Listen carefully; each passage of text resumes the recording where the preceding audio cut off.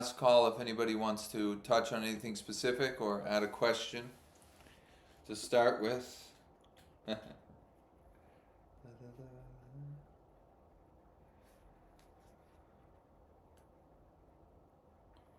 just seen something I could use, but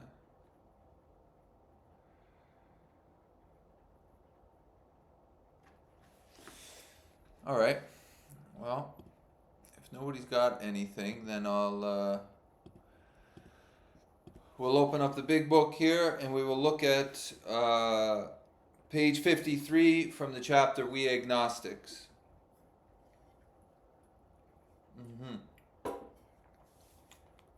And we'll start right at the bottom where it says, "That was natural, but let us think a little more closely." So they're talking about faith. Up above this, they say essentially we have to now look at faith, the question of faith, yeah? So there, in this chapter, there's a lot of talk between logic, mental logic, and faith. So that's really what they're looking at here. So when they say that was natural, they're talking about essentially the view towards logic. So they say, well, that was natural, but let us think a little bit more closely. Without knowing it, had we not been brought to where we stood by a certain kind of faith? For did we not believe in our own reasoning? Did we not have confidence in our ability to think? What was that but a sort of faith? Yes, we have been faithful, abjectly faithful to the God of reason. So in one way or another, we discovered that faith has been involved all the time. So faith is involved all of the time. Okay? Not only in this program, but in your day-to-day life. There's faith put into the mental system. So that would be the system of logic or reasoning. Now, if you're in this program, or if you're an alcoholic like I am, that faith in logic and reasoning has failed. Because that is called self-reliance. We're putting faith in something called self. I just got to make sure this thing's going. We're putting faith in something called self, and that failed, obviously. Yeah. So when I got to the program and recovery meetings, this was quite obvious, the failure of the faith. Yeah. Now I didn't see all of that, but when you read the book, it becomes it illuminates a lot of stuff. Yeah. So faith in logic had failed, because I had failed in many ways at managing my own life. So the first thing it says, without knowing it, had we not been brought to where we stood by a certain kind of faith. So when people in the program or outside the program say that they don't have faith in anything, that is faith in the idea that you don't have faith in anything. So that is faith in self. Yeah? So there's always faith involved in this life. You either put faith into an idea somewhere else, somebody else, something else, or you put all the faith in this noggin. Yeah? Or you put faith in yourself, let's say. So you cannot get out of the movement of faith. Faith is going to be put into something. What it's put into will end up driving the car, essentially. So people can duck the idea of faith all they want, but that is putting faith in what is ducking faith, which is in this case called self, small s self, individuality. Yeah. Now thankfully in recovery, when I had got there, that logic and mental system obviously had failed at managing this life. So this was like good news in a way. Faith has always been a part of everything, but all the faith has been going to self, has been going to me, yeah? And it's great news to know that you can lose faith in me and this life will go on even better than before. So let us think a little more closely. Without knowing it, had we not been brought to where we stood by a certain kind of faith? Had we not been brought to where we stood now with a certain kind of faith? So by putting faith in the mental system, personally I ended up in recovery. Yeah? So I had been brought to this point where I stood with a certain type of faith by putting faith in self. or putting faith in J, it earned me a golden seat in 12-step recovery and Alcoholics Anonymous. Yeah? So I didn't see that faith in J had put me there, but that's exactly what had put me there. In that seat. Yes? So, just to reiterate some stuff we've mentioned before, self, the mental system, the bundle of thoughts, is conditioned by past. It sees life through a past view. If faith is put into that mental system, it sits you where you sit right now. In many ways, yeah, in life, through faith in that mental system.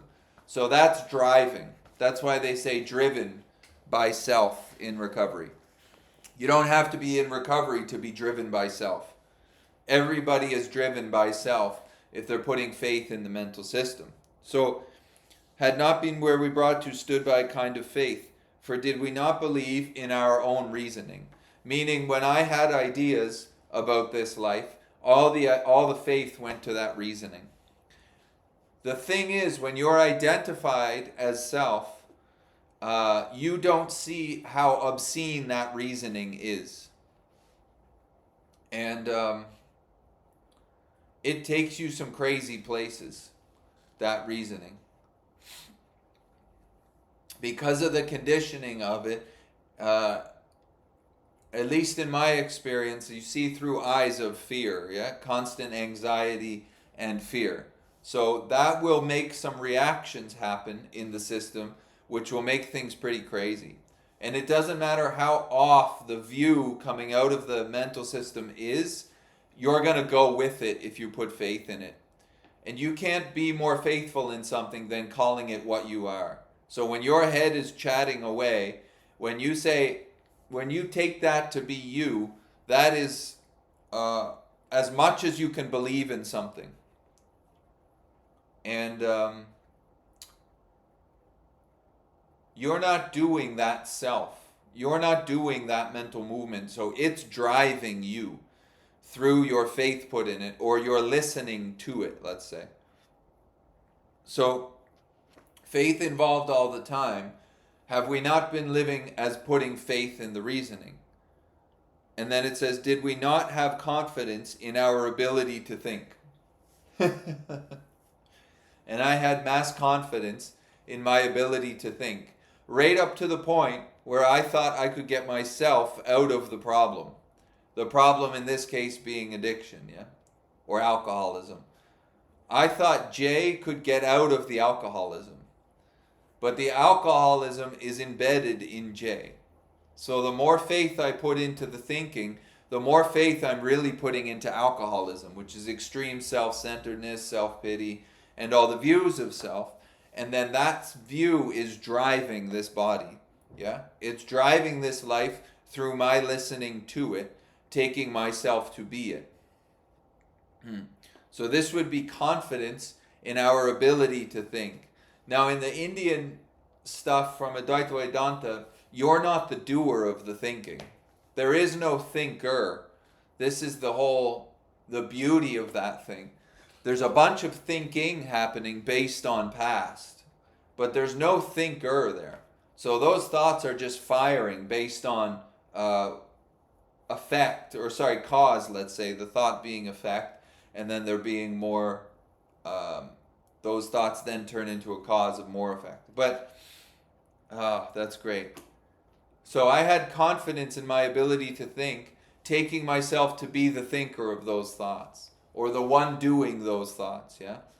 In that case, there's ultimate confidence in the content of those thoughts. And those thoughts were usually way off what's actually happening.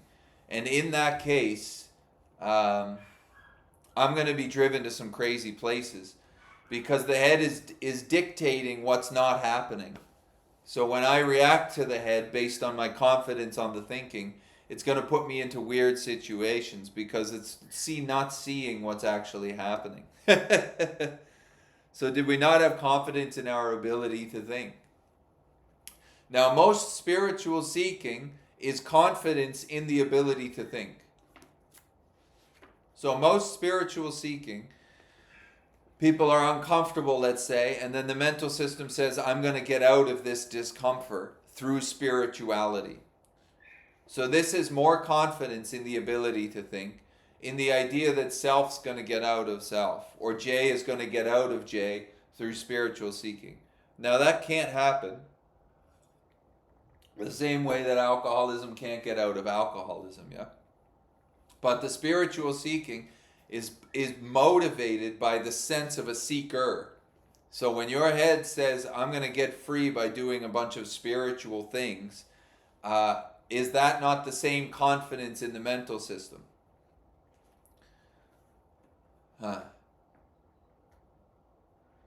That's pretty important to see, because spiritual seeking will become like the new alcoholism in many ways. It's pretty much the same addiction to the same thought system. It's just the substance now is spirituality rather than alcohol. But it's the exact same movement. Because I've seen both in my head. And I've seen both in recovery, and I've seen both in outside of recovery in like spiritual communities. So, is it all not based on a faith in thinking? When the head says, I'm going to get out of this through spiritual seeking, that is faith in the thinking, yeah? This is why I love recovery, because it puts self into question. It doesn't just take the thoughts and say, okay, we're going to mold them and make them. It doesn't do that. It puts self into question in the first place, right off the start. The same with Advaita, the same with listening, the same with Chan Buddhism, at least as far as it rings in my head. So, did we not have confidence in our ability to think? Was that, what was that but a sort of faith? And then, yes, we had been faithful, abjectly faithful to the God of reason. The God of reason. Now, we would only be faithful, there's a lot in that sentence, we would only be faithful to the mental system if we, one, took it to be true, and two, took it to be you. So if you take something to be you and true, all the faith is in that thing. But that is self, yeah? And that self, that mental wad, or the big wad of thoughts which is constantly moving, is a conditioned movement. So there's not you or me doing that movement. And if you're in this program, that movement is infected with a virus called alcoholism. So if you put, what's the word in here? Abjectly faithful to that thought system, then it's going to drive you, essentially. You don't have to be in a program to see that, really. It's going to drive you. The thoughts taken to be yours drive you. Taken not to be yours, they no longer drive. Yeah? Because the faith has been taken out of those thoughts. Or let's say the whole cluster of thoughts. So yes, we had been faithful, abjectly faithful to the God of reason. And they say in the program, you have to stop playing God. And Ramana Maharshi highlights in his talks the false God. There is a false God playing in each body. It's called you, yeah? You are the false God. J is the false God. Now, it's taking itself to be God, and it is playing the role of God by giving all of the meaning to life. That head is playing the role of God. It is a false God, but it doesn't see that way, yeah? So, it's like the mental system is a false God, but you and I don't think so. Because the you and I who don't think so is the false God, yeah? The whole point is that you are not that movement. And then there's a lot of freedom from that movement. Then you really see that it is a false God. And it is seeing through its own lens. And it's distorting everything that's happening. Yeah? Like it's got most people living in a fear and anxiety that's not even happening right now. They're so worried about tomorrow that they're seemingly not even here at all. Yeah? And then that just goes on and on and on and on and on. That's in the program and out of the program. That's humans. The head only really sees past and future, and then it plays God with life based on this play back and forth. Yeah, time and then space. All right. So that's why they call it the God of reason. And then they say you have to stop playing God, which would be quitting faith, putting faith in reason. That would be the stopping of playing God, yeah? Because reason and the mental system is going to continue to try to play God with life. Whether you think that's true or not, it's doing it, yeah? Actually, the belief, whether that's true or not, that is the playing of God. This is like, it's kind of beautiful when people are like, oh, I don't believe in anything. And then they go, I'm not playing God. But the not believing in anything is the playing of God. That is the exact movement. That is the God of reason, yeah? If faith is put in that false God, you end up in weird situations and oftentimes a very uncomfortable life. So it's not even a question of if self is playing God. Self is playing God. Yeah. It's a self-centered system, and that's how it sees life. Ramana and recovery are just saying that's a false God, meaning the way it sees life, the head doesn't see life as it's happening. It's labeling life with a bunch of J-ness. Yeah? And then if you put faith into that mental system, it's distorting what's actually happening. That's why oftentimes people are here today, but they're always talking about what's not happening, because all of the faith is going into the mental system, and it's distorting. It's got them thinking about what's not happening. What is that but a false God? If you put faith into that, then you're seemingly never here. And then the next answer is, well, now I have to become super spiritual, which is the same faith in the same false God, which is causing the problem in the first place.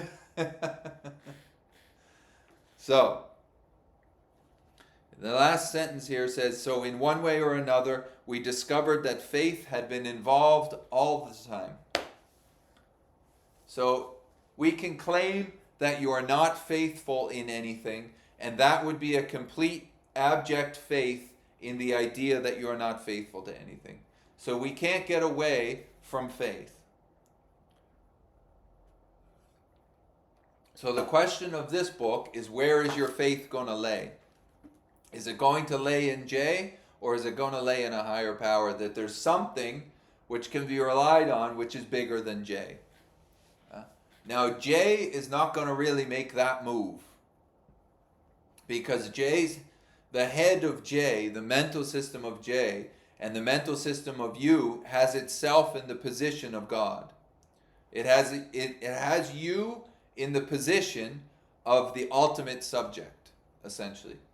In that position, giving meaning to all the other objects. So it would take a loss of faith in the self in order to move faith into a higher power. And to me, the biggest move is no longer listening to self. Therefore, sitting into a listening, maybe we call that a higher power. Huh.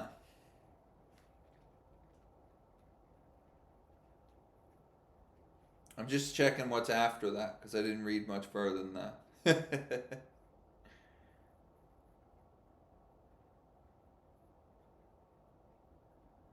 It says, the first sentence after that says, we found too that we had been worshippers.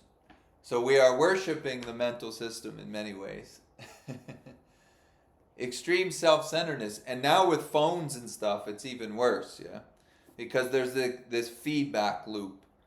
The eyes see something on the phone, and then the head immediately goes, I'm better than or worse than, and then the God playing keeps going from the false God, yeah?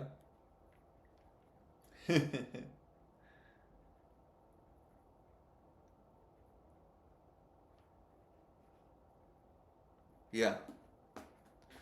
So the whole time, there's been faith involved. When I was drinking, all of my faith was put into the thought system. And that thought system would induce great depression and anxiety. And in so doing, that discomfort would motivate drinking. It would light alcoholism on fire, yeah?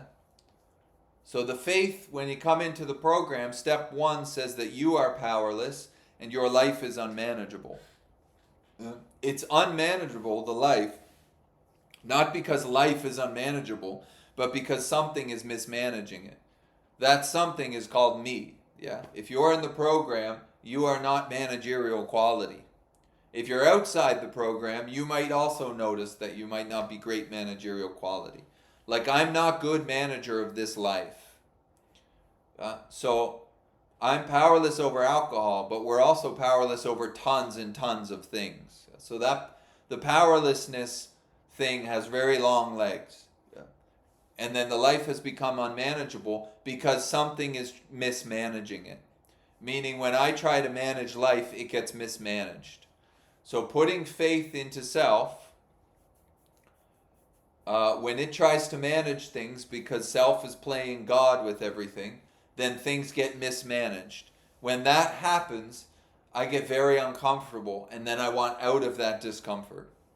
Yeah? So it would be a base. In order to come around that, then you go straight to step 2, which is coming to believe that something else is going to manage this life. Let's call it a higher power. But the main move of that is I need to lose faith in the false god, which is named J, or whatever your name is the false god, yeah? And then that has really long legs. And then that you come really to start questioning even other things. Like when your head says, I'm a mess and I need to stay on a meditation app for 19 hours a day.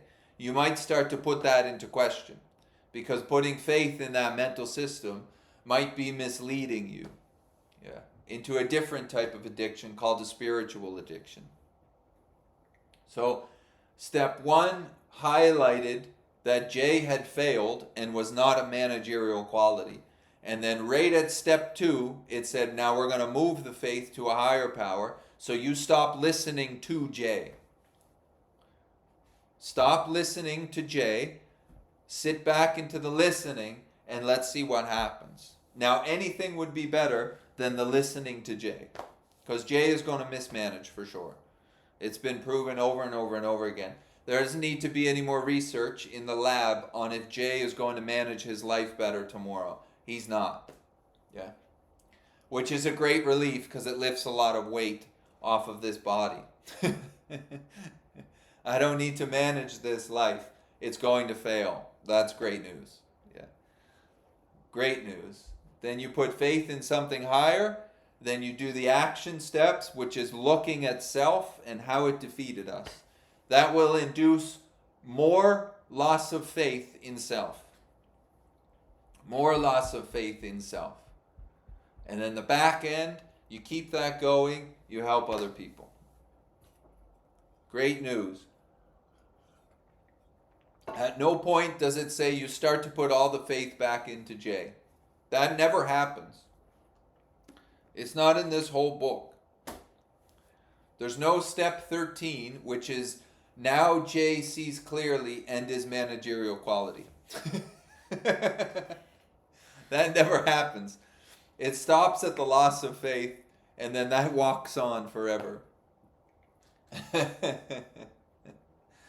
But you cannot get around faith.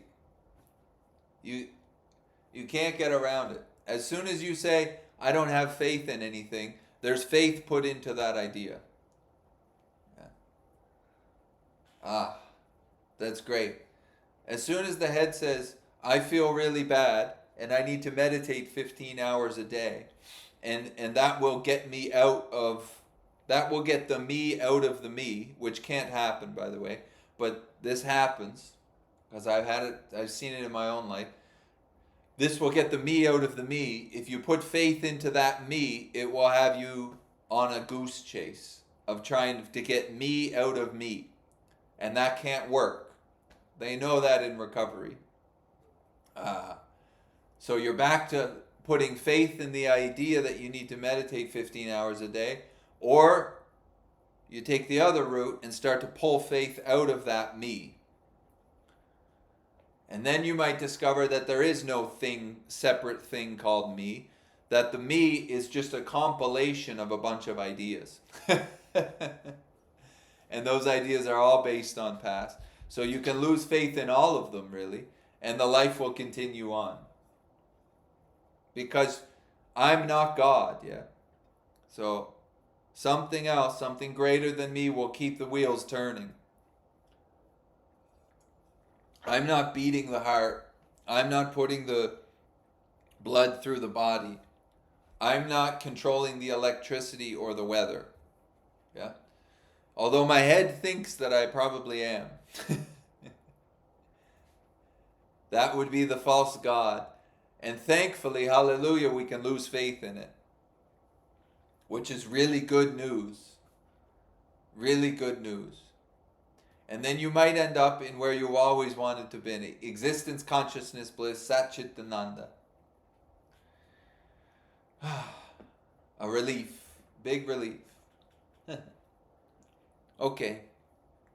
If people want to ask questions, please feel free to put them in the chat thing there.